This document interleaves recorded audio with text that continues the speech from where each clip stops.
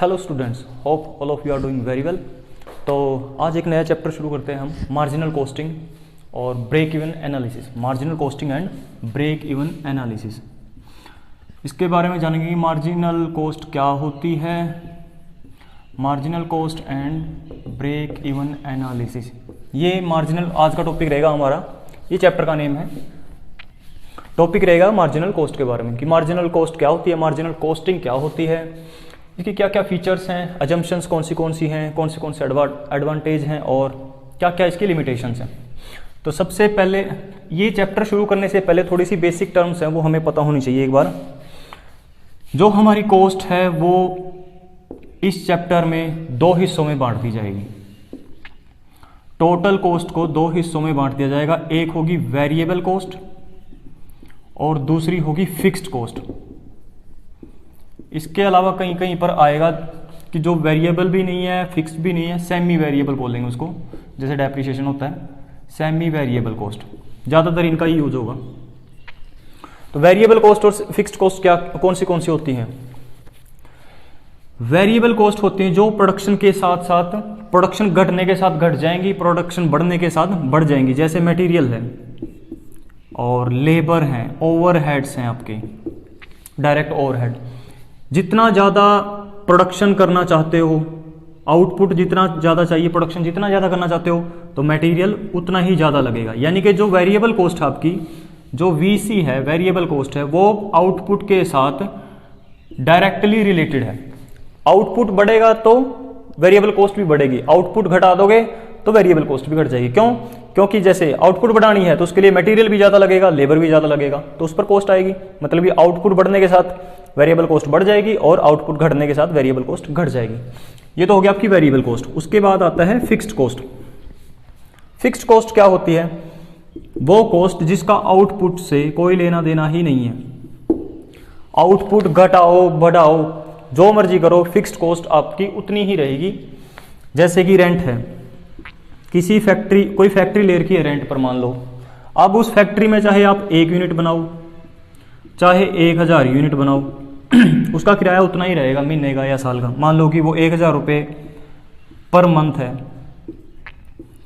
तो चाहे आप 1 यूनिट बनाओ उस फैक्ट्री में तो भी आपको 1000 रुपये ही देने पड़ेंगे, चाहे आप 1000 यूनिट बनाओ तो भी आपको 1000 रुपये पर महीने के हिसाब से देने पड़ेंगे। तो फिक्स्ड कॉस्ट आउटपुट के साथ ना घटती ना बढ़ती, लेकिन वेरिएबल कॉस्ट है जो आउटपुट के साथ वेरी करेगी। क्योंकि आउटपुट के साथ वेरी करती है इसलिए इसको वेरिएबल कॉस्ट कहते हैं। इसके अलावा कुछ और टर्म भी आएंगी, जैसे वो पहले ही बता देता हूँ आपको एक बार ताकि आगे आसानी रहे।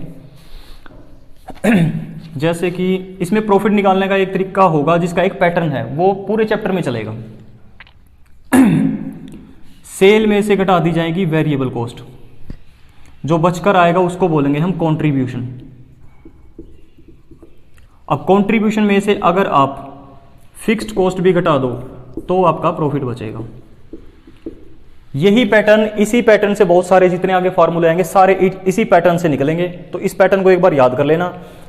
सेल में से वेरिएबल कॉस्ट घटाने पर आएगा आपका कंट्रीब्यूशन, कंट्रीब्यूशन में से अगर फिक्स्ड कॉस्ट घटाती जाती है तो वो प्रॉफिट आता है। तो यानी कि सेल में से दोनों कॉस्ट घटा दी जाएंगी जब जोड़कर, तो आपका प्रॉफिट आएगा। प्रॉफिट प्राप्त करने के लिए आपको सेल में से दोनों कॉस्ट घटानी पड़ेगी। तो अब आते हैं हम marginal cost per. Marginal cost क्या होती है और मार्जिनल कॉस्टिंग क्या होती है? ये जो टर्म्स थी ये आगे काम आएंगी, इसलिए मैंने पहले बता दिया आपको। मार्जिनल कॉस्ट और मार्जिनल कॉस्टिंग। मार्जिनल कॉस्ट क्या होती है? टोटल, अच्छा एक बात और याद रखना कि यहां पर हम आउटपुट या प्रोडक्शन को वॉल्यूम बोलते हैं। वॉल्यूम का मतलब है टोटल आउटपुट या टोटल प्रोडक्शन। तो मार्जिनल कॉस्ट क्या होती है? टोटल वॉल्यूम में 1 यूनिट घटाने या बढ़ाने से टोटल कॉस्ट पर क्या इफेक्ट पड़ता है, तो उसको बोलते हैं हम मार्जिनल कॉस्ट। इसको एग्जांपल से समझते हैं। जैसे हम अभी बना रहे थे 100 यूनिट, प्रेजेंट हमारा वॉल्यूम कितना है? 100 यूनिट है, उसकी कॉस्ट आती है 1000 रुपये। अब अगर 101 यूनिट बनाई जाए, जो इसकी डेफिनेशन के अकॉर्डिंग है, 1 यूनिट घटाने या बढ़ाने पर टोटल कॉस्ट में क्या फर्क पड़ेगा? 101 यूनिट, हमने 1 यूनिट बढ़ा दी उसमें तो टोटल कॉस्ट पर क्या इफेक्ट पड़ा, मान लो ये हो जाता है 1100 रुपये, 1100 रुपये। तो यहां पर मार्जिनल कॉस्ट क्या हुई, 100 रुपये, जो कि डेफिनेशन बोलती है जैसे ही कि टोटल वॉल्यूम में एक यूनिट घटाने या बढ़ाने से टोटल कॉस्ट पर क्या इफेक्ट पड़ता है, तो वो डिफरेंस क्या होगा, आपका मार्जिनल कॉस्ट होगी। मार्जिनल कॉस्ट हुई एक टोटल हमारे प्रेजेंट टोटल वॉल्यूम में एक यूनिट को घटाने या बढ़ाने से टोटल कॉस्ट पर क्या इफेक्ट पड़ेगा, वो उस डिफरेंस को हम बोल देते हैं मार्जिनल कॉस्ट। इसी से फिर आगे निकल कर आया है मार्जिनल कॉस्टिंग। मार्जिनल कॉस्टिंग क्या हुई,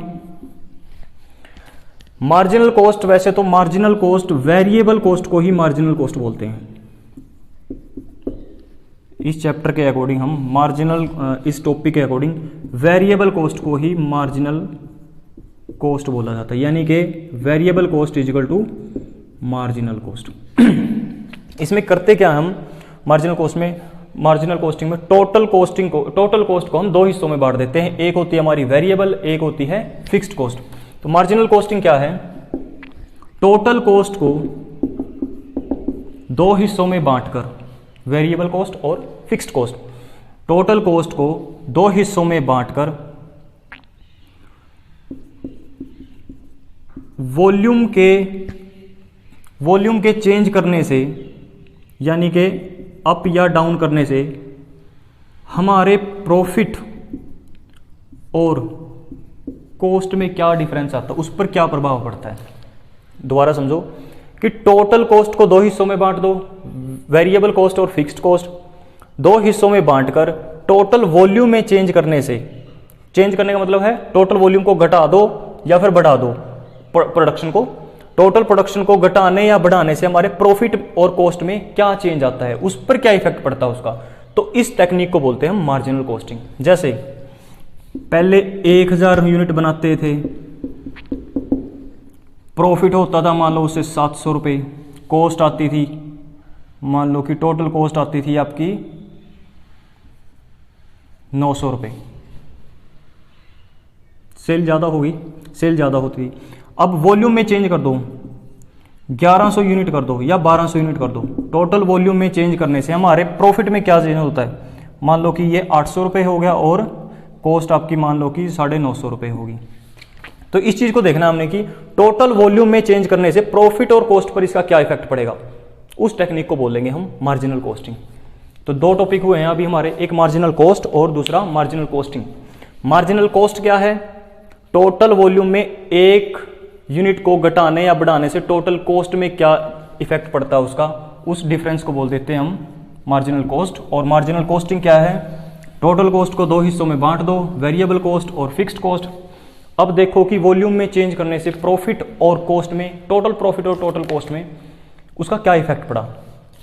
तो ये चीज निकालने के लिए जिस टेक्निक का यूज करते हैं हम उसको मार्जिनल कॉस्टिंग बोलते हैं। नेक्स्ट है आपका कि इनकी फीचर्स क्या हैं, फीचर्स क्या होंगी और एडवांटेज क्या होंगे, अजम्पशंस क्या हैं जो मान ली गई हैं इस चैप्टर में, एडवांटेज क्या है और इसके लॉस क्या है, डिसएडवांटेज क्या है। फीचर्स क्या हुई इनकी, फर्स्ट तो आपको ये पता लग गया होगा कि 2 पार्ट्स कर देते हैं हम पूरी कॉस्ट के। कौन से पूरी कॉस्ट को हम दो हिस्सों में बांट देंगे, वेरिएबल कॉस्ट और फिक्स्ड कॉस्ट। पहली तो विशेषता यही है मार्जिनल कॉस्टिंग की, इसमें दो हिस्सों में बांट दी जाती है सारी की सारी कॉस्ट को, जिसको बोलते हैं वेरिएबल कॉस्ट और मार्जिनल कॉस्ट। दूसरी है डिसीजन मेकिंग, ये तो होगा ही, डिसीजन मेकिंग में काम आती है, हेल्प करती है, फैसले लेने में हेल्प करती है। क्या करती है ये आगे आएंगे वैसे डिटेल में। इससे हमें पता लगता है कि पीवी रेशियो क्या चल रहा है हमारा, कि किस वॉल्यूम पर कितना प्रॉफिट हो रहा है। इससे पता चलता है कि ब्रेक इवन पॉइंट क्या है हमारे। ब्रेक इवन पॉइंट वो होता है जहां पर ना हमें वो सेल होती है जहां पर हमें ना कोई प्रॉफिट हो रहा ना कोई लॉस हो रहा। इस ब्रेक इवन पॉइंट से अगर ज्यादा सेल करेंगे तो वहां पर प्रॉफिट है, ब्रेक इवन पर सेल है तो इसका मतलब कोई प्रॉफिट लॉस नहीं है, ब्रेक इवन पॉइंट से कम बेचेंगे तो लॉस होगा। तो डिसीजन मेकिंग में हमारी काम आएगी मार्जिनल कॉस्टिंग। पीवी रेशियो पता लगती है इससे, ब्रेक इवन पॉइंट पता लगता है, ऑप्टिमम लेवल पता लगता है, ऑप्टिमम लेवल ऑफ प्रोडक्शन कि वो उपयुक्त कौन सा लेवल होगा जहां पर हमें ज्यादा से ज्यादा प्रॉफिट होंगे। सेकंड पॉइंट ये था आपका। थर्ड पॉइंट है जो प्रोडक्ट की कॉस्ट है वो वेरिएबल की ही कॉस्ट है, वो वेरिएबल कॉस्ट है। यानी कि प्रोडक्ट की कॉस्ट में सिर्फ वेरिएबल कॉस्ट को ही ऐड किया जाता है, जो फिक्स्ड कॉस्ट होती है वो अलग होती है इससे। ये पहले भी बात आई थी कि दो हिस्सों में बांट दिया, सिर्फ वेरिएबल कॉस्ट को ही मार्जिनल कॉस्ट में इंक्लूड किया जाता है, फिक्स्ड कॉस्ट को नहीं। तो फिक्स्ड कॉस्ट कहाँ जाती है, इसको कहाँ से चार्ज करोगे? फिक्स्ड कॉस्ट चार्ज की जाएगी फ्रॉम प्रॉफिट। ये प्रोडक्ट की कॉस्ट में ऐड ना होकर प्रॉफिट से चार्ज कर ली जाएगी। जिस साल के प्रॉफिट हैं उस साल के प्रॉफिट और उस साल की फिक्स्ड कॉस्ट, तो उसी साल के प्रॉफिट से फिक्स्ड कॉस्ट को चार्ज कर लिया जाता है। Next, stock valuation. Stock valuation stock valuation जब भी हम अपने स्टॉक का वैल्यूएशन करते हैं तो उसमें सिर्फ वेरिएबल कॉस्ट को आधार माना जाता है, फिक्स्ड कॉस्ट को छोड़ दिया जाता है। ये तो बात है कि फिक्स्ड कॉस्ट को कहीं पर कंसीडर नहीं किया जाएगा, ज़्यादातर वेरिएबल कॉस्ट के आधार पर ही हम स्टॉक का वैल्यूएशन करेंगे। वेरिएबल कॉस्ट के आधार पर ही हम प्रोडक्ट की कॉस्ट देखेंगे। फिक्स्ड कॉस्ट कहाँ जाएगी? आपकी प्रॉफिट में जाएगी। उसके बाद है नेक्स्ट आपका प्रॉफिट कैलकुलेशन।